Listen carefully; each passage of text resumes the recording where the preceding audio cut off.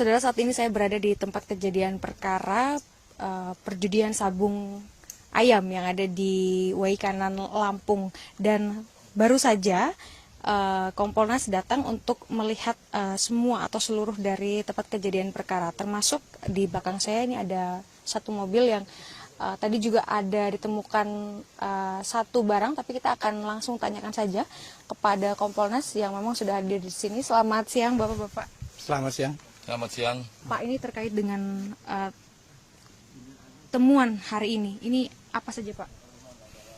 Iya, sebenarnya hari ini adalah proses dari kemarin ya. Kemarin itu kami juga mengurai faktanya dari sumber langsung, ya, baik petugas maupun orang yang ikut dalam perjudian maupun sabung ayam ini cukup detail. Nah, hari ini kami mengurai apa yang kita konfirmasi ulang nih, apa yang disampaikan dengan kondisi lapangannya. Lah, hal-hal yang penting misalnya bahwa posisinya adalah terang-terang ya. Jadi bukan malam ya, petang yang malam, enggak, terang kayak seperti ini kurang lebih. Oke, tapi kan Itu sempat satu.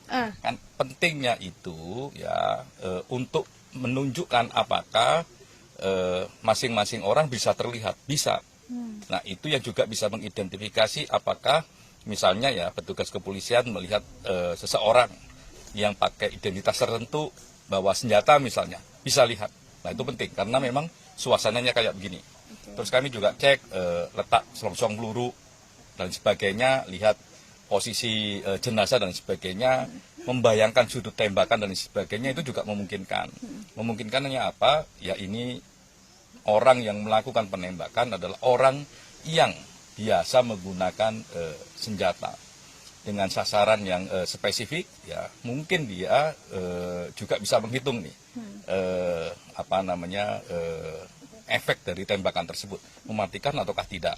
Makanya spesifik sasarannya. Lah, artinya terlatih begitu ya, Pak?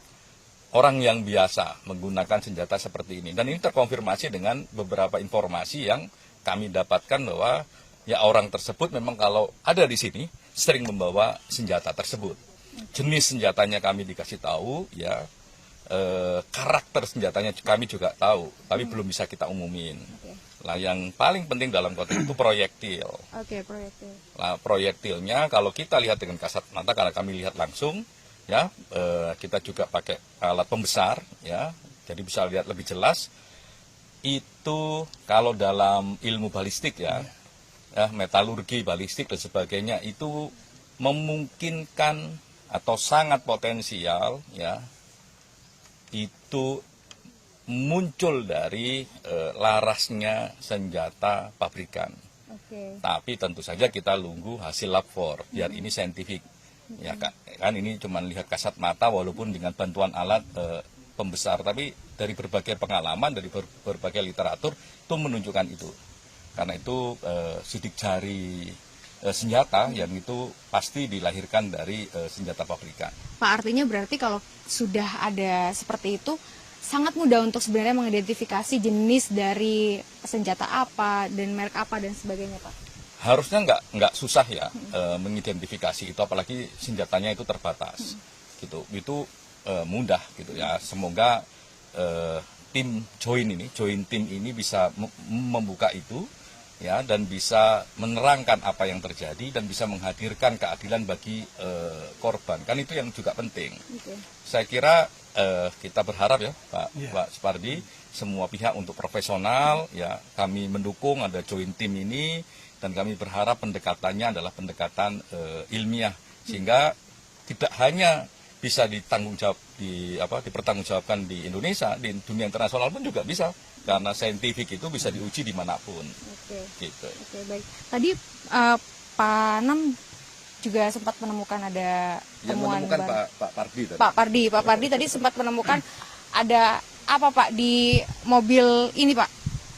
Sebetulnya tadi ada keraguan apakah mobil ini betul sebagaimana yang diasumsikan adalah milik dari oknum yang menjadi terduga pelaku.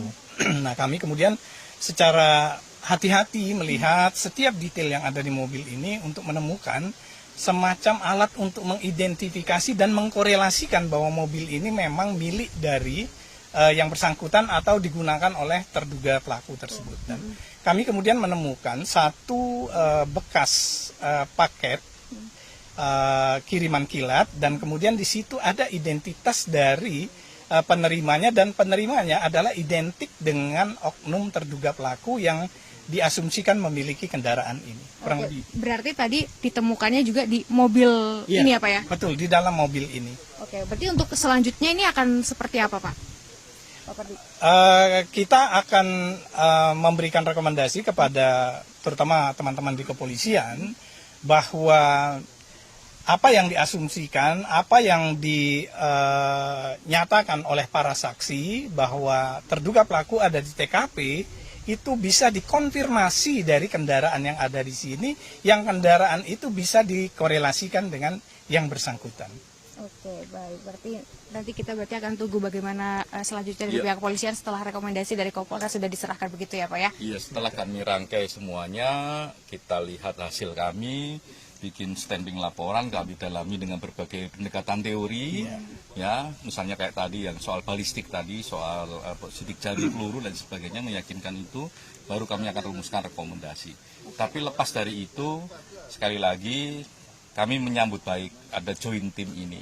Dan kami berharap joint team ini baik oleh rekan-rekan kepolisian maupun rekan-rekan TNI, ya, bisa bekerja secara maksimal, secara profesional. Dan yang paling penting basisnya adalah ilmiah. Oke, baik. Ini juga pastinya masyarakat menunggu terkait dengan hasil ini pastinya secara transparan gitu ya Pak, semua bisa diselesaikan. Prosesnya baik, prosesnya juga transparan, hasilnya akuntabel. Oke, baik. Baik, terima kasih Pak Anab dan juga Pak Pandi atas waktunya bersama Kompas TV. Nah, saudara, itu tadi adalah satu temuan yang ditemukan oleh Kompolnas pada saat melihat tempat kejadian perkara, yakni di tempat perjudian sabung ayam. Sudah ada satu yang ditemukan dan nanti Kompolnas akan merekomendasikan atau merumuskan lalu merekomendasikannya ke polisi, dan nanti kita akan lihat hasilnya bersama. Abel Insani, Julian Fernando, Kompas TV, Lampung.